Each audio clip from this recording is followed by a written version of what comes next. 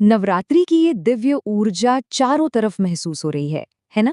तो आइए आज ज्योतिष की नजर से ये समझते हैं कि इस बार सितारे हम सबके लिए, हर राशि के लिए क्या खास संकेत लेके आए हैं। जय माता दी। चलिए, इस बेहद पवित्र मौके पर हम सब मिलकर इस आध्यात्मिक सफर की शुरुआत करते हैं और जानते हैं कि ग्रहों की चाल हमारे लिए क्या कहानी लिख रही है। तो आज हम क्या क्या देखने वाले हैं?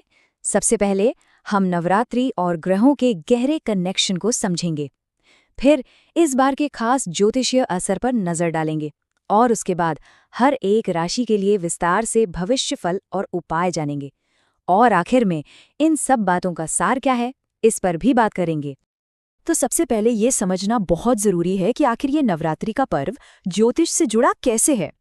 असल में हर देवी की जो शक्ति है ना, वो किसी न किसी ग्रह की ऊर्जा से जुड़ी हुई है।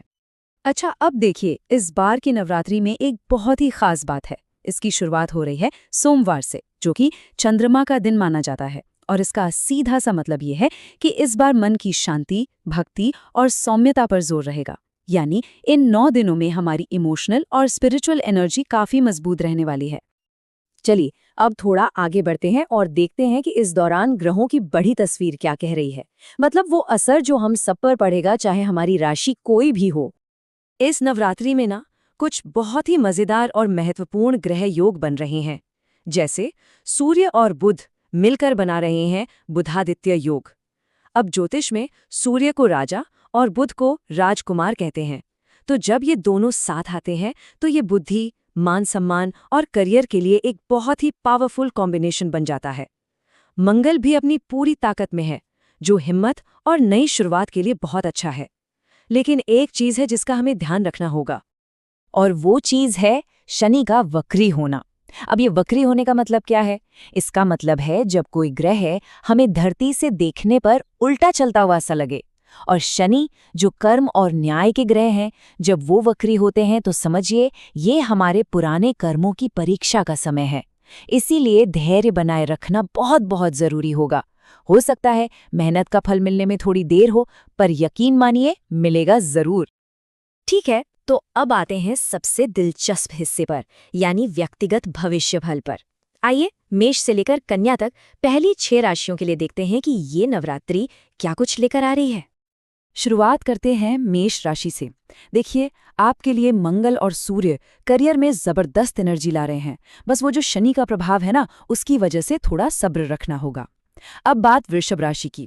आपके लिए शुक्र रिश्तों में मिठास घोल रहा है और पैसे आने के भी अच्छे योग हैं। बस खर्चों पर थोड़ी लगाम कसनी पड़ेगी।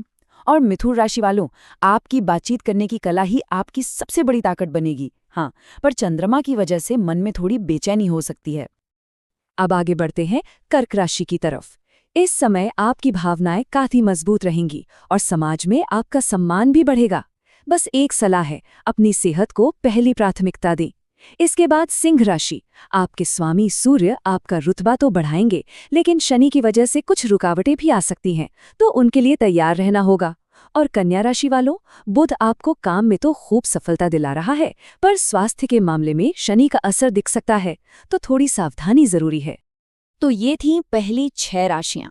चलिए अब राशि चक्र के दूसरे हिस्से की तरफ चलते हैं और देखते हैं कि तुला से लेकर मीन राशि तक के लिए ग्रहों के क्या संकेत हैं।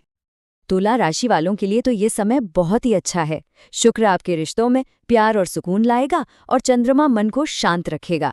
अब वृश्चिक राशि। मंगल की वजह से आपकी हिम्मत तो बढ़ी रहेगी, लेकिन शनि की चुनौतियां ये कह रही हैं कि अपनी भावनाओं पर थोड़ा काबू रखना जरूरी है। और धनु राशि के लोगों का झुकाव अध्यात्म की ओर बढ़ेगा, और साथ ही बृहस्पति की कृपा से यात्रा से लाभ के भी सुंदर योग बन रहे हैं।